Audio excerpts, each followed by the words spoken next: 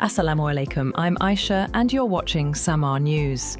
Here are today's headlines. The longest ever US government shutdown has ended. Federal employees have returned to work in Washington after President Donald Trump signed legislation ending the 43-day shutdown.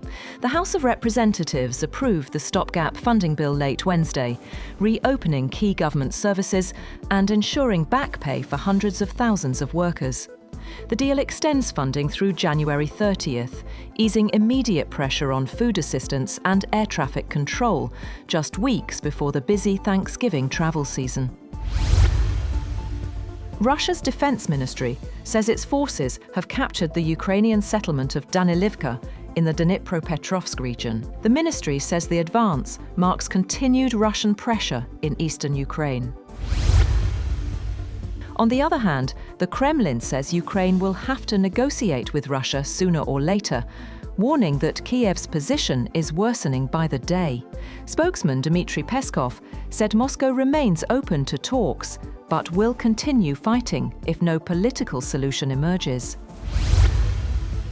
Ukrainian President Volodymyr Zelensky has visited troops fighting in the southeastern Zaporizhzhia region.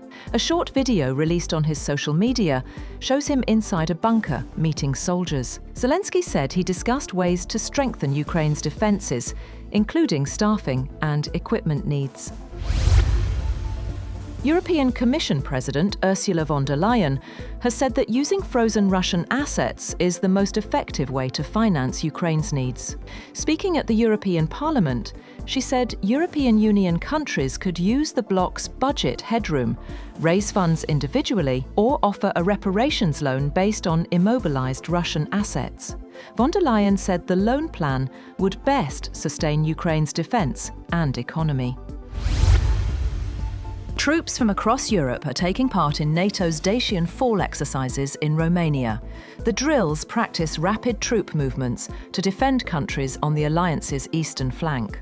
Around 2,400 French soldiers, along with units from Poland, Spain, Portugal and North Macedonia, are participating in the defensive exercises near Ukraine's border.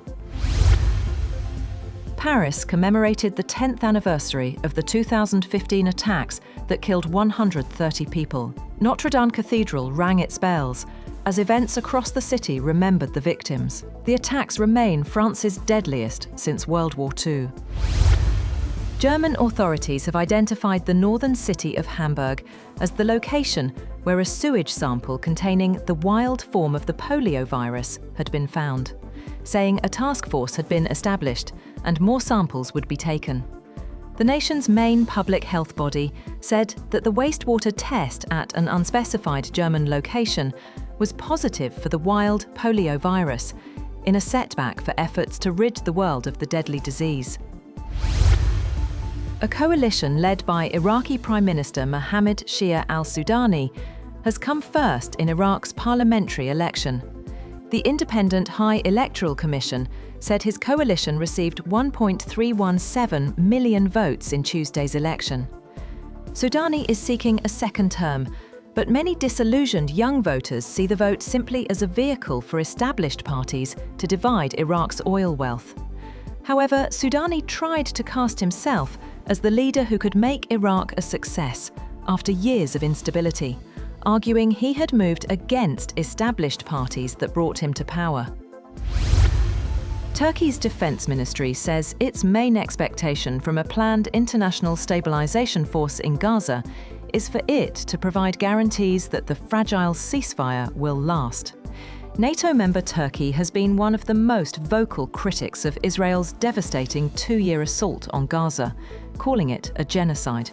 It has emerged as a critical player and mediator in ceasefire efforts, voicing a desire to join the stabilization force despite Israel's repeated objections.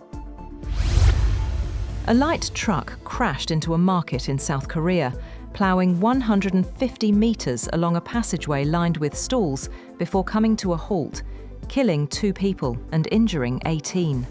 The incident took place at a market located in Bucheon, about 20 kilometers west of the capital, Seoul. 2 people who had suffered cardiac arrest were later confirmed to have died. The truck appeared to reverse for 28 meters before accelerating towards the outdoor market.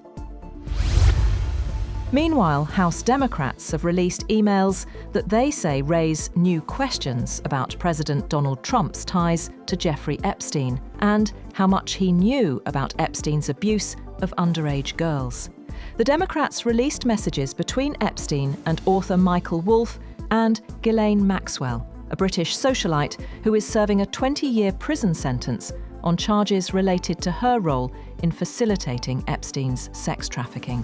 In one 2019 email to Wolff, Epstein, a convicted sex offender, wrote that Trump knew about the girls. Trump has accused Democrats of releasing the emails to distract from the record 43-day shutdown of the government. The Tri-Nation 2020 International Series featuring hosts Pakistan, as well as Sri Lanka and Zimbabwe, will be played entirely in Rawalpindi from November 18th, the Pakistan Cricket Board (PCB) said on Thursday, after this week's suicide bombing in the capital, Islamabad. The series, seen as key preparation for next year's T20 World Cup in India and Sri Lanka, had originally scheduled 5 matches in Lahore. It will follow Pakistan's remaining 2 one-day international matches against Sri Lanka in Rawalpindi on Friday and Sunday. And Russia's first AI-powered humanoid robot fell face down during its debut in Moscow.